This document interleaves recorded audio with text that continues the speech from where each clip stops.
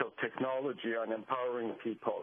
The government has done its best to shut down any channels of communication and information coming out of the country or being circulated within the country. We've had the foreign journalists banned from going on the streets and covering anything, including the wire services. The media within Iran is highly censored, and actually yesterday till afternoon they would not even admit anything unusual happening in the country. And the Revolutionary Guard who are in power right now politically, they had been warning people not to congregate and not to hold any kind of events on that day. And yet we see that hundreds of thousands of people throughout the country came out, and they were very creative in getting the information out as soon as possible through the internet.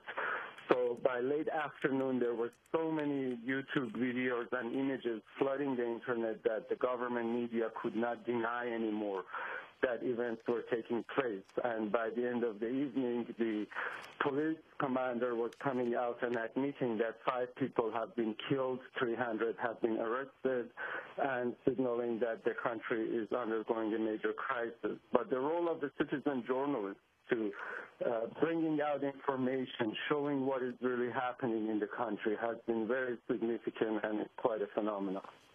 Talk about the significance of the arrest of Ibrahim Yazdi, who served as foreign minister in the early months of the 1979 revolution. Also, Imadaddin Baghi, the human rights campaigner and journalist.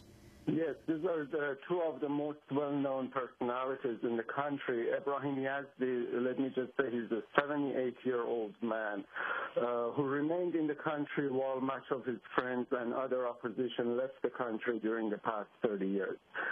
He stayed within the country and believed in struggling within the framework of the regime and was a constant critic of the regime.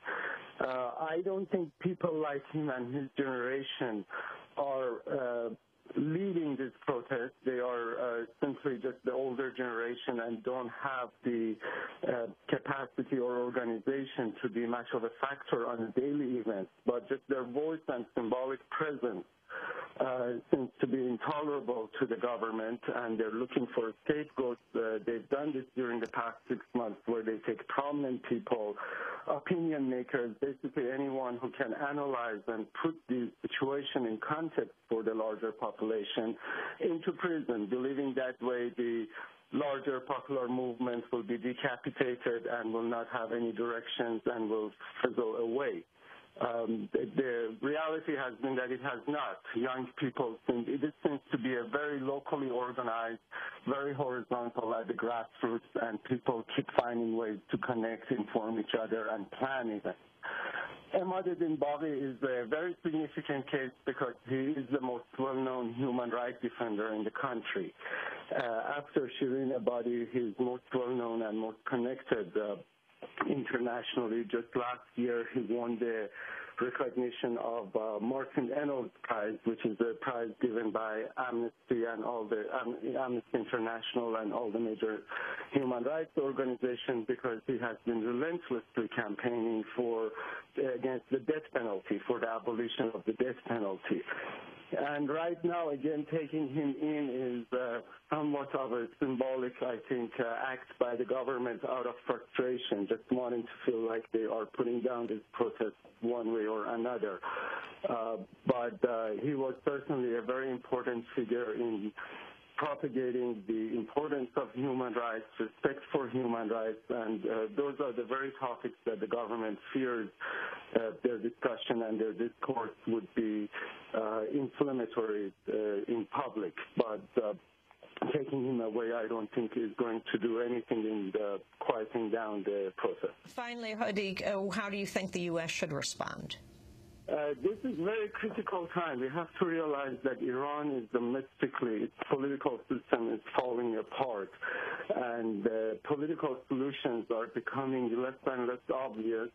There is very much the danger of a full-scale military coup by the Revolutionary Guard, and the U.S. and other foreign actors involved with issues on Iran have a big responsibility here.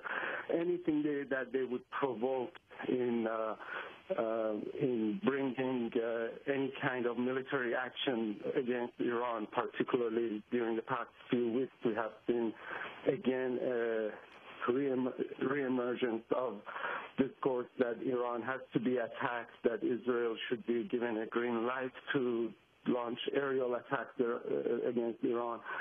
This would all be extremely dangerous. That is pretty much what the Revolutionary Guards are looking for. They're looking for any kind of confrontation that can rescue them from the domestic crisis they're facing, and that way just shut down the whole country and put it on a war footing.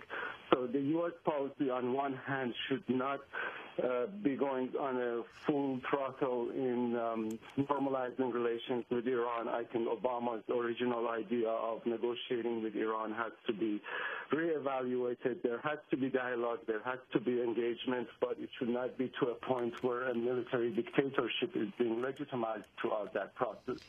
And at the same time, the pendulum should not swing in the other direction where military attack is seen as the only option, because that would not solve anything, and it would also bring down this democracy movement that's underway in Iran. Hadi Ghaemi, I want to thank you very much for being with us, Director of the International Campaign for Human Rights in Iran, speaking to us from